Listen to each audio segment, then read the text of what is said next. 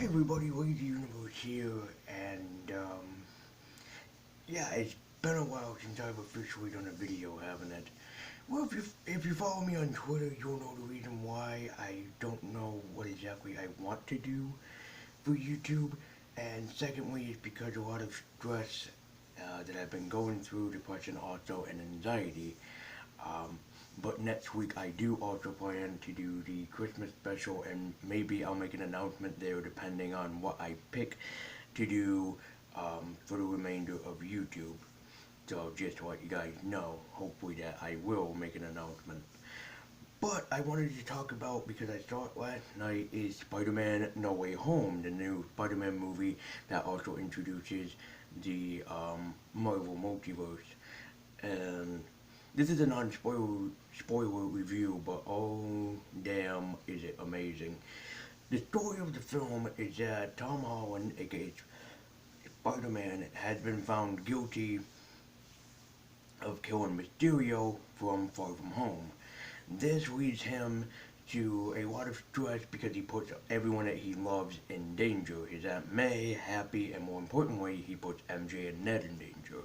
They're all trying to get into the same college, MIT, but it turns out because of this scandal that they are not allowed in, which leads him into going to Doctor Strange, aka Benedict Cumberbatch, uh, say,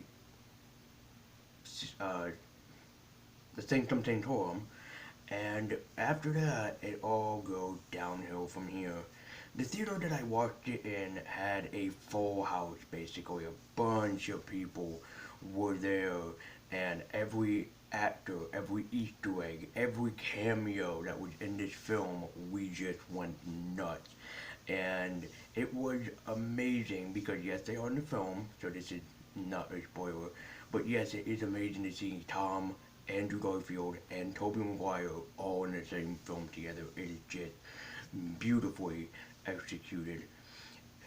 The fight scenes are very well choreographed. Even I could notice it. But probably the best thing about this movie is Tom Holland and how much he came through as an actor, being first premiered in Civil War, then going and doing Homecoming, then going to Marvel's Endgame, and then going to, Far From Home, and now having, No Way Home. It is just a beautiful example of how far this young man has come as an actor.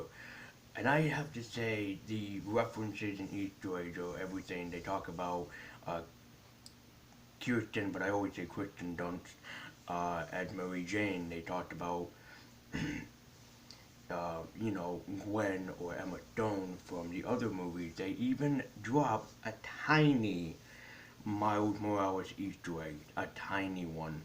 And that kind of makes me happy into thinking that Miles will be maybe in the next film or maybe in the series Tom Holland will play Spider-Man. It's something that I really want to see happen. It's something that would be amazing for me, and it's something that I really would love to see. Now when I went to the theater with my sister and her boyfriend, there was a guy that was dressed up as Spider-Man, and he was the nicest guy ever. He let me take a picture of him. He let me high-five him. He was just the nicest dude around. I mean, completely. Just like one of the nicest guys that you could ask for. Also, oh, they were handing out these at the theater. This is a free comic book of Spider-Man and Venom. I haven't read it yet, but I probably will. I'm a huge comic fan. And maybe this is hinting at the next movie, probably. Maybe. Who knows?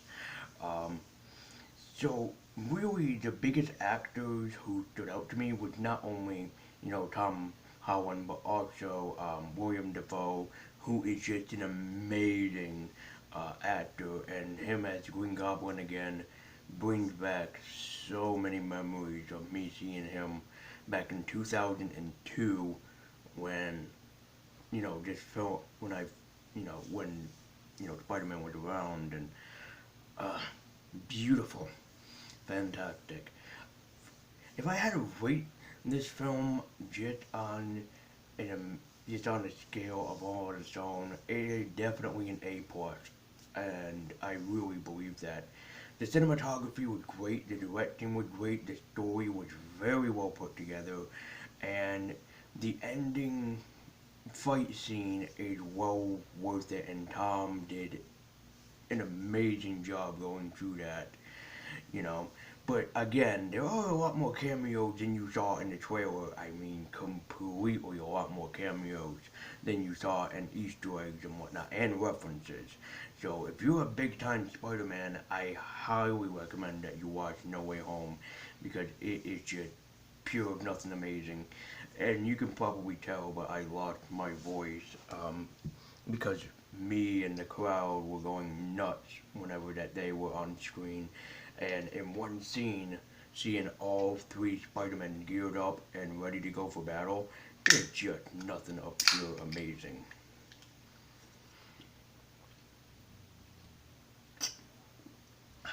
Sorry. And this is definitely a film I would recommend seeing over and over and over again. This is a film worth watching. And, you know, again, if you're a big time Spider-Man fan, I would recommend watching it.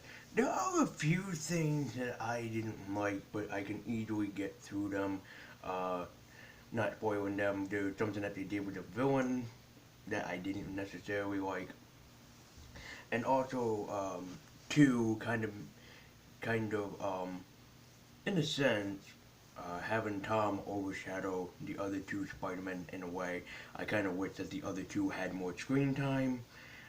It's just that sadly that they don't really, because they show up a little bit past halfway. So, there you go. This movie is kind of slow paced, but it takes its time to build everything up. So, if you're like me, you'll probably lose your voice while watching this film. If you guys like the video, please be sure to like, comment, subscribe, all of that good stuff. And I would really recommend seeing this movie again for myself personally, but I know I'm going to buy the movie. Does this mean does this mean that I'm going to watch that I'm going to go see the Miles Morales verse, which is called like what, Across the Spider Verse or something? Um, Probably. I haven't seen the trailer yet, but probably because I'm a big fan of Miles. But seeing all the Spider-Man back together brings back so much nostalgia and so many memories. So guys, go and see Spider-Man No Way Home. It is worth it. So thank you guys so much for watching. Be sure to like, comment, and subscribe. I'll see you guys next week for my Christmas special. And until then, guys, stay safe, have a good day, and keep web swinging around YouTube, I suppose. This is White Universe, signing out and saying peace.